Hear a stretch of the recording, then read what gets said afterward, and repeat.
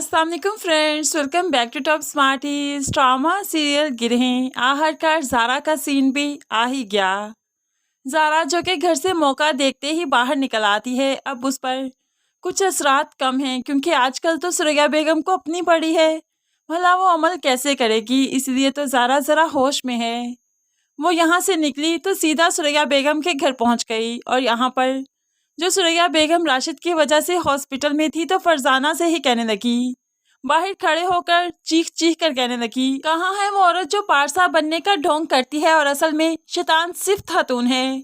कहाँ है वो औरत, निकालो उसे। आज मैं होश में हूँ, आज उससे बात करूंगी, आज सबके सामने उसका पर्दा उठाऊंगी। फरजाना परेशान हो गई क्योंकि सारे मोहल्ले वाले शोरगुल की वजह से इकट्ठे हो जाते हैं। तो दूसरी तरफ अशरफ साहिब जब घर आए, घर में बेटी को नहीं देखा तो बीवी पर भड़कने लगे, तुम यहाँ पर सो रही हो और ज़ारा पूरे घर में नहीं है, मेन गेट खुला है, वो कहाँ गई। अब तो सभी परेशान हो गए। अशरफ साहिब बाहर निकले और ढूंढते ढूंढते सुरैया बेगम के घर तक आ पहुंचे, जहाँ पर ज़ारा चीहो पुकार कर रही थी। यहाँ पर सबसे माजरत करते हुए बेटी को ले जाते हैं, सबको यही बताते हैं कि इसकी जहनी कफियत ठीक नहीं, इसलिए ये सब कुछ कह रही है। सुरैया बेगम ऐसी नहीं जैसी ज़ारा कह रही है, वो तो बहुत अच्छी है। दूसरी तरफ वजाहत जब घर पहुंचा तो एक महाज उसके इंतजार में था। मीनल अपनी सास को सब कुछ बता चुकी थी और वजाहत से सास ने हुक्मन कह दिया, निम्रा को ऑफिस से निकाल दो। लेकिन वजाहत बज़िद है, कैसे निकाल दो, उसने कोई गलती नहीं की तो मैं कैसे निकाल सकता हूँ, वो भी इतनी मुश्किल वक्त में, कभी नहीं निकालूंगा उसे मैं। अब तो यहाँ पर मीनल और माँ सर पकड़ कर बैठ जाती हैं, लेकिन वजाहत इनकी एक नहीं सुनता। ऐसे ही वक्त गुजरता गया। आखिरकार राशिद का ऑपरेशन हो गया और फिर कामयाब भी हो गया। यहाँ पर तो बहुत खुश है निम्रा, लेकिन फिर भी उसे याद है कि जुमेरात है, इसलिए राशिद को पीर साहिब के आस्थाने पर ले जाना है। अभी वो डिस्चार्ज नहीं हुआ, इसीलिए सुरैया बेगम चाहती है कि उसे इस तरह से यहाँ से उठाकर ना ले जाया जाए।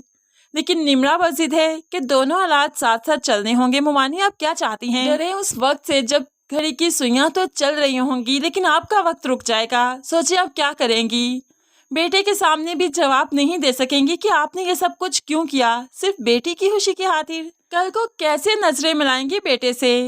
अब यहाँ पर सुरैया बेगम तो चुप कर गई, लेकिन निम्रा चुप नहीं रहती, इसलिए तो वो राशिद को लेकर आस्थाने पर आ जाती है, जहाँ पर उसका इलाज चलने लगा। इस तरह से राशिद के दोनों हालात चल रहे हैं और राशिद फिर बहुत जल्द ठीक भी हो जाएगा। जिसके सामने अपनी माँ की हकीकत आएगी तो फिर माँ तो पागल हो जाएगी और सुरैया बेगम का अंजाम तो बहुत ही भयानक होना चाहिए। दूसरी तरफ सबा का अंजाम भी अब देखने को मिल रहा है, क्योंकि वजाहत ने अपने कानों से सुन लिया कि वो मिनल को फ़ोन करके भड़का रही थी, इसलिए सबा को तो इसी वक्त ही फायर कर दिया जाएगा। इसको तो यहाँ से छोड़कर जाना ही होगा।